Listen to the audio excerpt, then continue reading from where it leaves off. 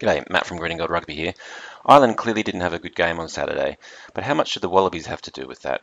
Let's take a look at the first 15 minutes of the match and see if we can see where the Wallabies managed to put pressure on the fundamentals of the Irish game. One of the first actions of the whole match was Jonathan Sexton putting up this bomb to test out Israel Folau, and as we can see, he took it brilliantly.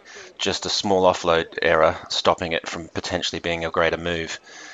Here's the next one. Have a look at this. Usually reserved for AFL. That's Will Genia and Quade Cooper underneath him there. Lucky there wasn't an injury, but quite an astounding take. This was clearly going to be a key Irish tactic. We've seen it year upon year, testing out Israel Folau both in the air and his positioning. And as we can see, as the game went on, actually it became a counter-attacking weapon for Australia. And this was actually the last time they used it in the beginning of the second half, where they realised it just wasn't paying off. Another key feature of any team using a kicking game is going to be their line-out. And as we can see here, very early in the game, Rob Simmons manages to get up and poach one from Paul O'Connell. This competition for the ball is to become a feature of the Australian match. And here we see, late in the game, when Ireland are looking to drive with an extended maul to the line, Ben Mohan and the pack disrupt them.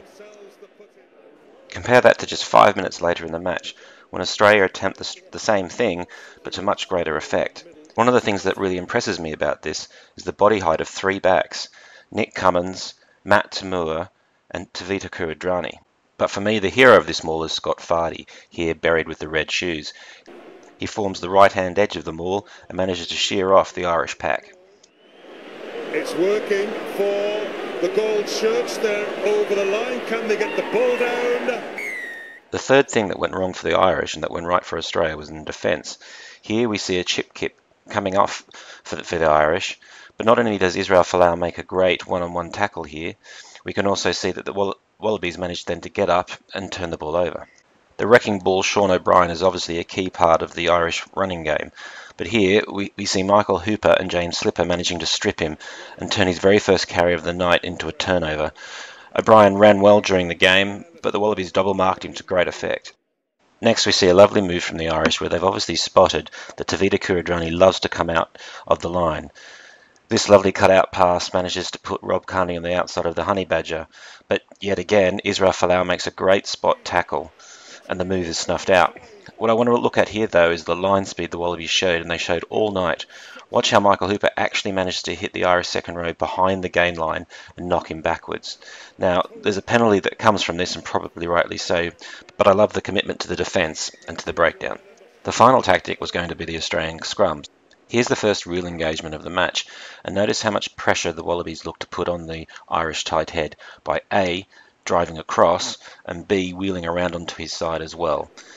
They managed to get the appearance of dominance, and this is going to be crucial in Chris Pollock's eye for the rest of the match. They pull the same move later in the match, and in a minute you'll be able to see a beautiful replay of just how much pressure this pincer move puts on the Irish tight head. This is a very similar move that England used against the Wallabies in Twickenham, and they've obviously been learning from it. Yep, you can see that's the way the scrum is turning. You can see that's completely destabilised on Mike Ross's side. This appearance of dominance is crucial because look what happens later in the game, where not only does Will Genia feed into the second row, but James Slipper also gets it wrong with his head getting beneath his hips and folds in. But what we can see is that Pollock is obviously focused by now on the Irish tight head, and for him the penalty is only going to go one way. I wanted to finish off with a little bonus look at some attack from the Wallabies. They scored 2 of their tries from phase play, and here it looks like just a simple loop around and some fairly shoddy Irish defence lets through Nick Cummins for a great try. As a piece of phase play, this wasn't as off the cuff as it might appear. James Horwill, circled, is going to run a great line that's going to contract the Irish defence, which will in turn create the wide space that Quade Cooper will put Stephen Moore and then Nick Cummins through. The Irish didn't have a great day at the office, but that came from some great pressure that Ewan McKenzie and the Wallabies placed on them in some key parts of the game.